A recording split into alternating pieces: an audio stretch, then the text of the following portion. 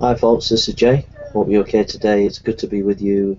I just want to share with you some thoughts on same-sex marriage and the rest. I'm just going to play a little bit. I hope you can hear it. I can't play it because I can't get it on the right format to play. So I'm just going to play a little bit. It's called Same-Sex Marriage, Double Standards and Discrimination, Ozymandias Ramesses II. I'll just show you a picture. It'll flash, but you can at least see his website, his channel, and go onto his channel, which is there. Okay, Ozymandias Ramesses II, same-sex marriage standards. Okay, so at least you can see his thing. It's flashing there, but at least you can see his channel. So we'll just listen to what he has to say a little bit. Okay. Sex marriage. It's the claim, frequently made by opponents of same-sex marriage, that their stance, that people may marry only people of the opposite sex, can't possibly be discriminatory because such a policy or rule is not itself discriminatory.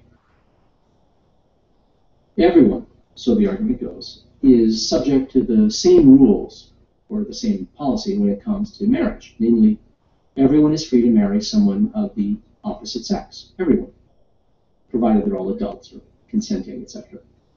And since everyone, gay or straight, is subject to the same rule, not to different rules or different rules applied to different classes of people, there can't possibly be any discrimination or injustice in such a policy. As they see it, it's not comparable to a discriminatory policy that says white people can drink from this water fountain, but non-whites must drink from that water fountain over there.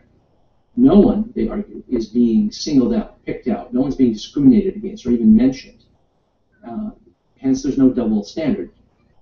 The rule stating that people may marry only people of the opposite sex is just one equally applicable rule.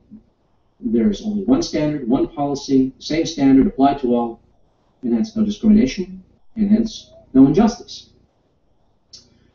But of course, that beggars a very important question. What should be the rule or policy? To appreciate the relevance of this question, and is to see how it pertains to double standards and what makes for unjust social policies. Consider that this argument against same-sex marriage is actually, well, it's exactly the same type of argument that was sometimes invoked to prohibit interracial marriage in our not too distant history. Everyone's free to marry anyone they wish of the same race. That used to be the rule. How very equitable. Everyone's playing by the same rules, right? How could that not be fair? That was the argument. The problem, of course, is that it's not merely a question of everyone playing by the same rules, but wanting the relevant rule to be in place. What rule was that? Would that be? Well, consenting adults want to be free to marry whomever they please from the pool of consenting adults they're actually attracted to, and not have that pool be restricted based on race or ethnicity, social class, reproductive capability, or gender. People want to marry the people they love them back.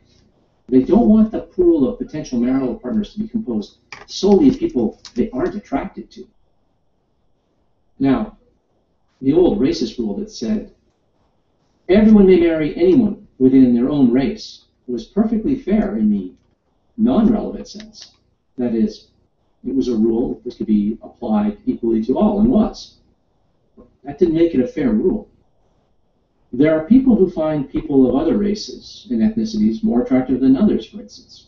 In some cases, a person's romantic and sexual preferences may be such that they may have no interest in people outside of a certain ethnic or racial group.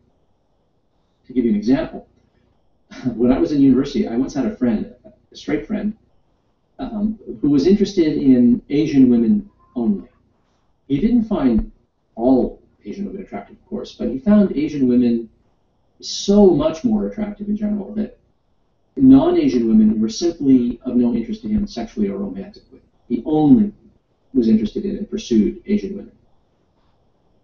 A rule applied to everyone, which said everyone must marry within his or her own race exclusively, would have been highly unfair to him, especially given that such a rule isn't motivated by the protection of a vulnerable group, such as we have with children, for instance, who, incidentally, by virtue of their comparatively limited experience and emotional and psychological limitations, are highly vulnerable to manipulation and exploitation by adults who possess greater strength, greater power, more knowledge, and more life experience.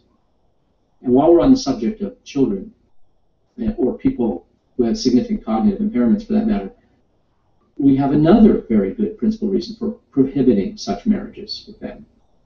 Marriages are institutionalized contractual arrangements, and contracts require that the agents involved be non-minors.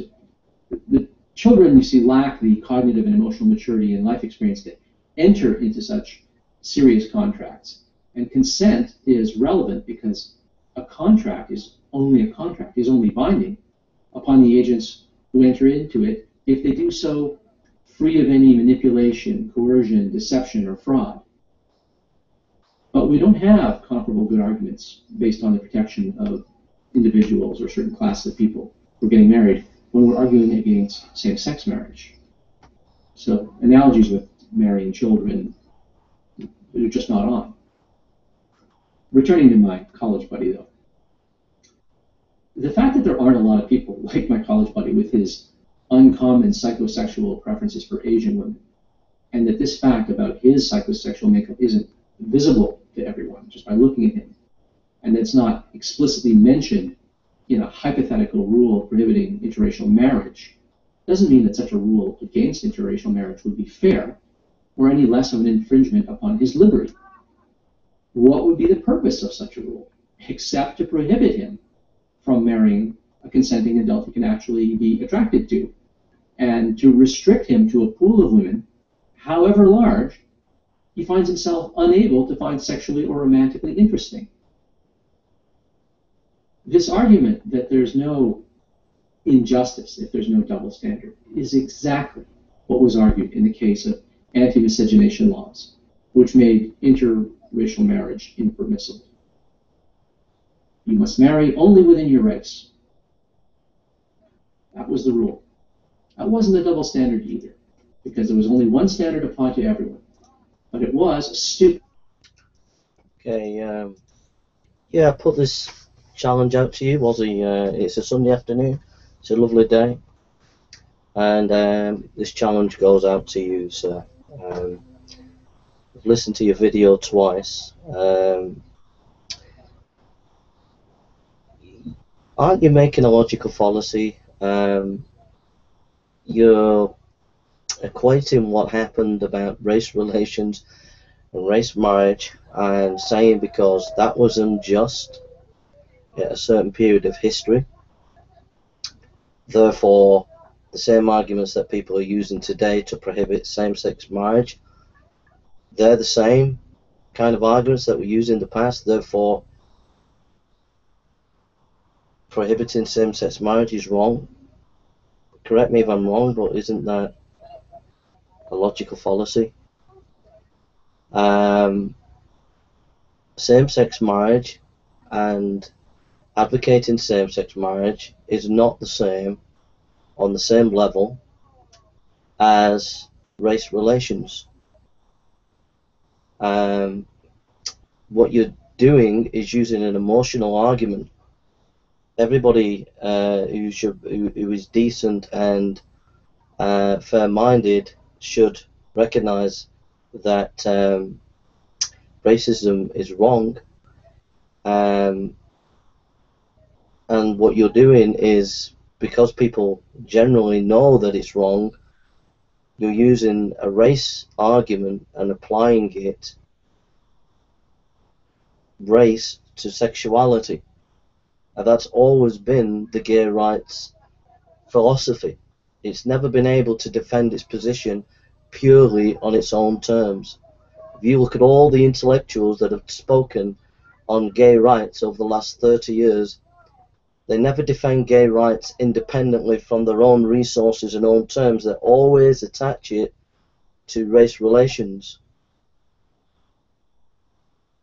Or, you know, each race has equal rights, therefore we deserve equal rights.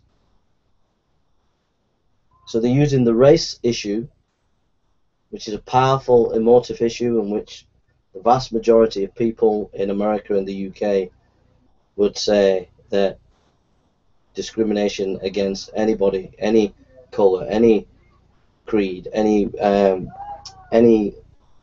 race is just wrong. And then taking that and applying it to sexuality. But the two are not the same. The two are not the same, and they're not the same for a variety of reasons. Number one is you don't get to choose your race. You don't get to choose how you were born. You do get to choose your sexuality. You do get to make a choice.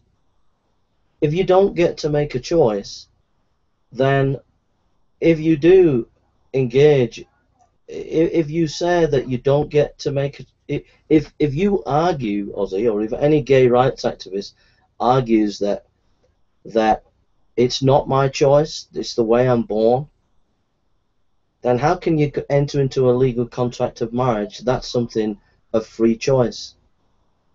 You either have a choice or you don't have a choice.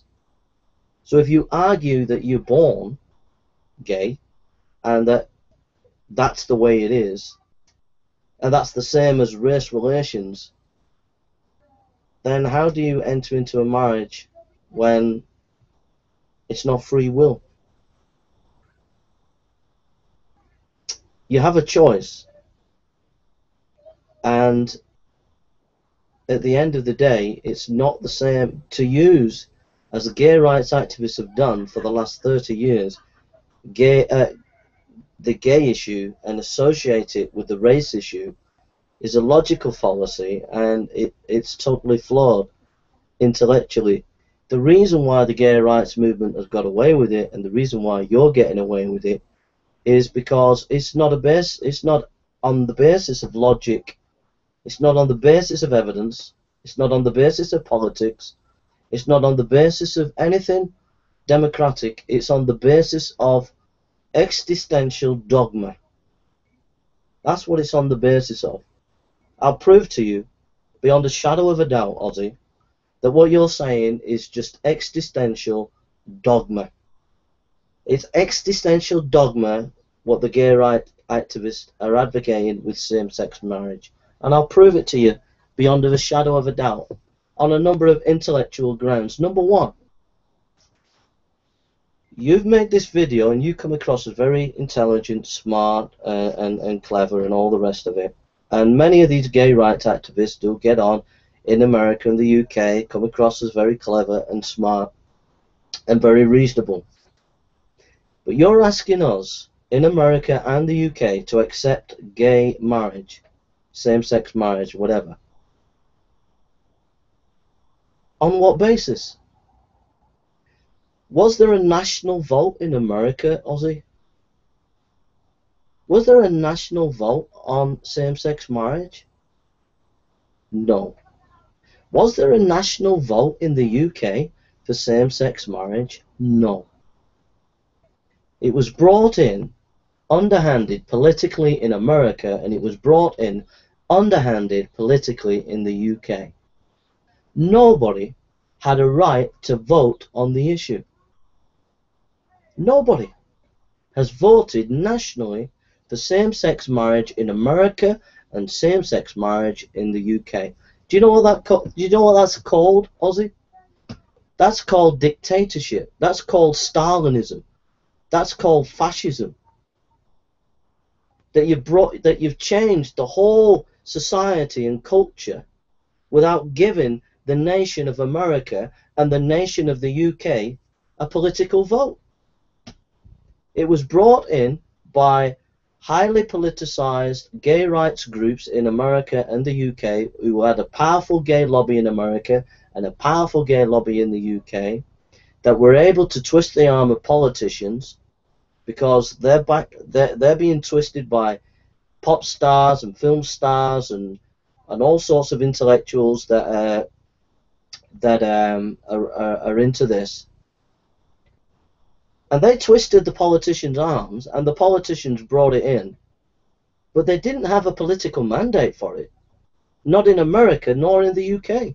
Not on a national basis. Not on a national basis, Ozzy. So you can make your nice, sweet, beautiful argumentations connecting it with race relations. Because all you're doing is you're mopping up exercise. You've got it politically in America.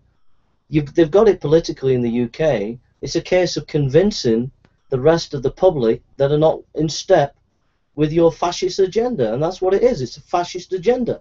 Because nobody was allowed to vote in America nationally, and nobody was allowed to vote in the UK nationally. So what you're doing is not debate and discussion and argument. It's just fascism. Because we haven't had a right to vote on it nationally in the UK and nationally in America. So that's the first issue with your argument. The second issue. The first issue, connecting it to race relations, which is disgusting. Because what that means is, if anybody critiques gay rights, if anybody critiques same-sex marriage, it's associated with the kind of racism. As it's equated on that level, and it's not the same. So you're not debating rationally. It's an emotional argument using the race card. You're not debating us politically because we've not had a vote on it politically in America or the UK. So you're not rationalist there. It's just pure it's just pure existential dogmatism. Basically, I feel this way. This is how I feel. I want to get married I want to have a same-sex marriage. That's the way I feel. Therefore, you must accept it, whether you like it or not. There's no debate about it nationally. And oh, by the way, you know, just as people of different races should get married, I should. Therefore, demonizing me if I take a different stand from you. Do you see what I mean? So the race card is pernicious. The political card is fascist because nobody had a national vote in America. Nobody had a national vote in the UK. And then the philosophical card is a joke. I've asked gay people and I've asked atheists to give me intellectual reasons why same-sex marriage is right, and I've never been able to get anybody anywhere to give me a coherent argument. If you believe that in evolution, the moment you say, you use the words free, well, how do you get free will if you believe in evolution? There is no free will in evolution. So from your own system, you're using language that doesn't mean anything. How can you have free will and make a free choice to do same-sex marriage or whatever marriage if you believe in evolution? There is no free will, Ozzy, in evolution, mate. Second issue, you talk about the word love. Where do you get love from? Where's love come from evolution? The words freedom and love are Christian terms. You're using Christian language and borrowing Christian language in order to explain your same-sex view. It's not coming from your own culture where you all believe in evolution, because if you believe in evolution, it doesn't make sense. You're committing a number of fallacies that you've not got out of. There is ought distinction, the naturalist fallacy, the moralist fallacy. These are fallacies that your video has made. I'd like you to explain how you get out of them, Ozzy, and I'd like the gay rights activists to explain how you get out of the moralist fallacy, the naturalist fallacy, and there is ought distinction. As Jean-Paul Sartre said, because if not believing in God means there is no objective morality, which sums those three fallacies up. There is no objective morality, Ozzy. So how do you talk about gay marriage and argue for gay marriage on an objective basis. Where's the objectivity come from? Why are you demonizing, or why are people demonized who object to same-sex marriage? In other words, there is no objective foundation for a morality.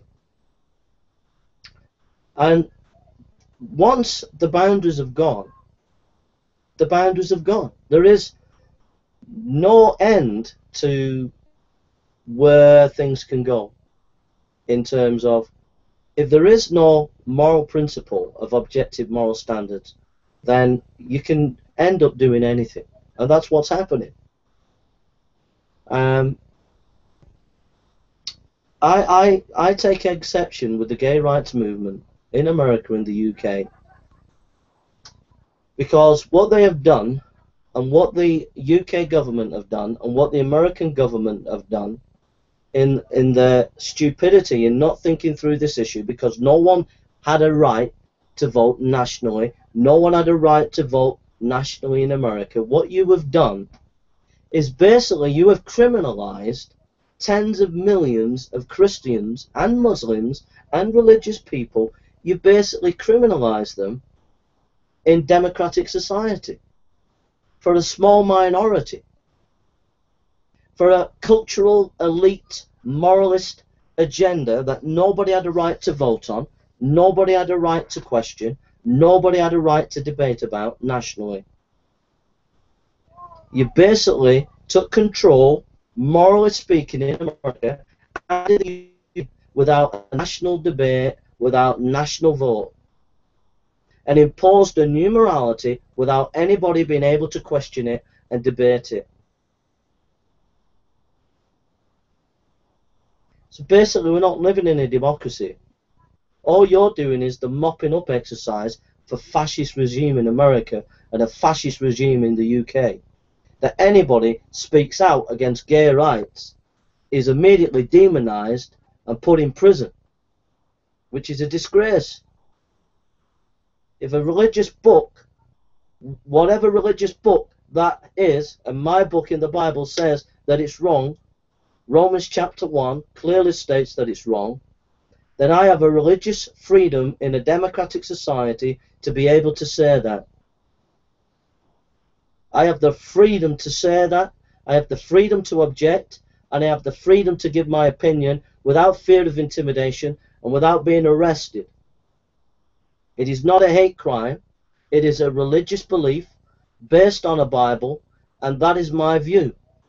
And not only my view, but it's the view of millions of people in the UK and America, and they have a right to that freedom without being demonized by the gay rights movement, without being demonized by you associating your views with racism.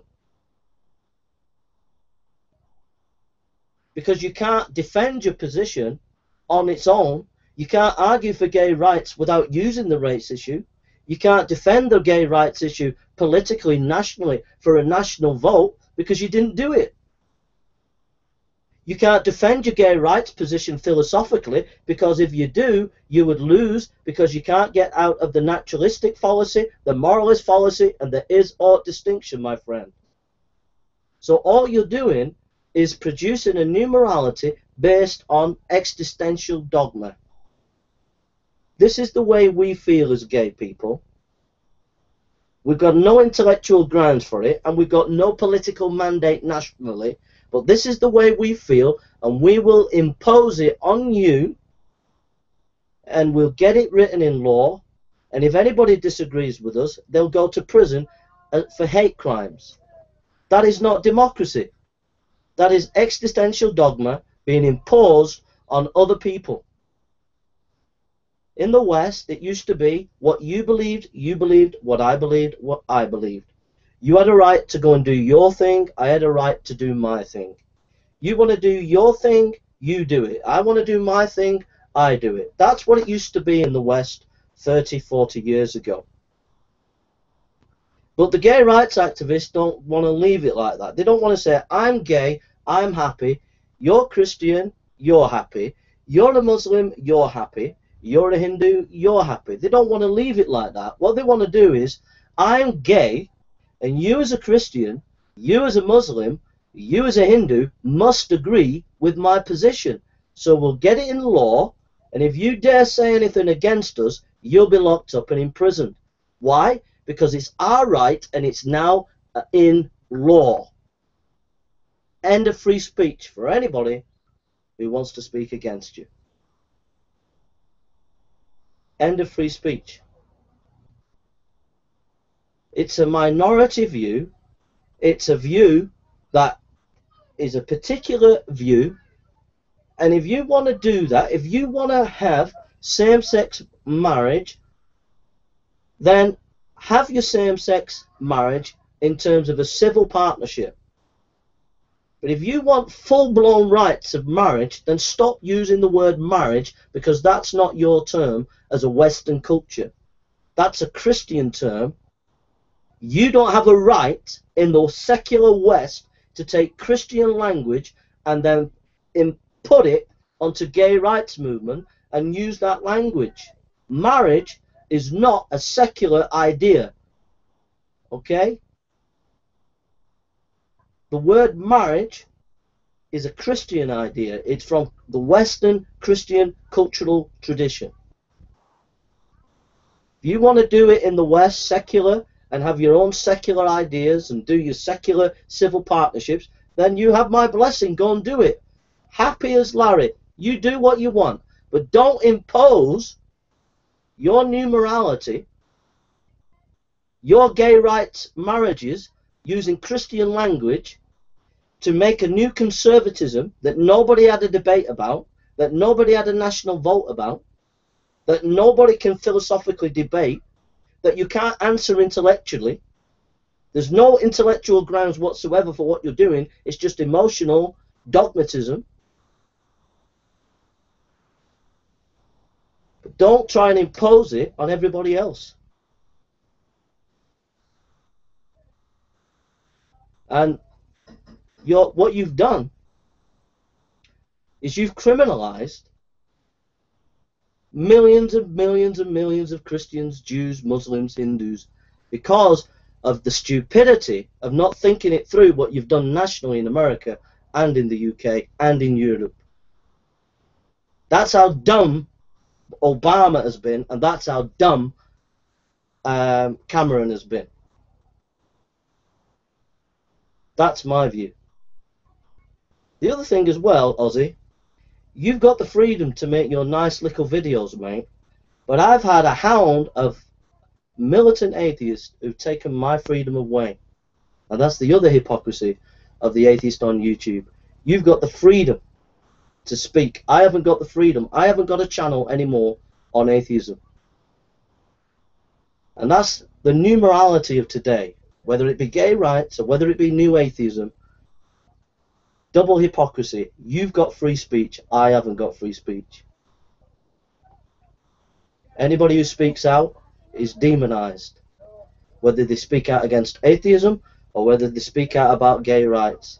When we were in charge, when ordinary people were in charge, you had the freedom. You had the freedom to say what you will, what you want. When you took charge, we lost our freedom. And that's my view on gay rights today. You want to be gay? I'm happy for you. You go and be gay.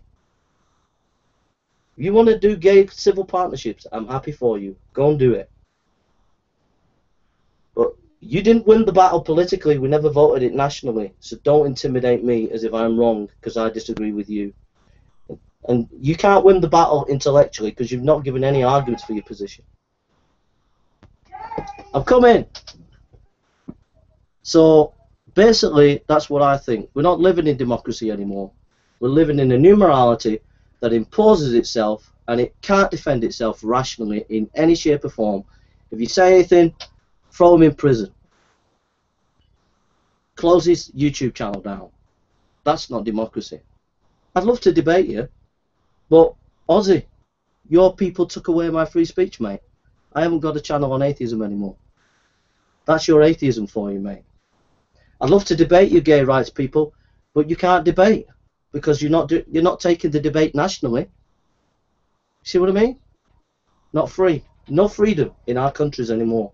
You're taking it away because you can't debate in a rational, intellectual way whether in America or in the UK, and that's my position. I'd love to have an academic debate with you people, but you're not willing to have an academic debate. Thank you.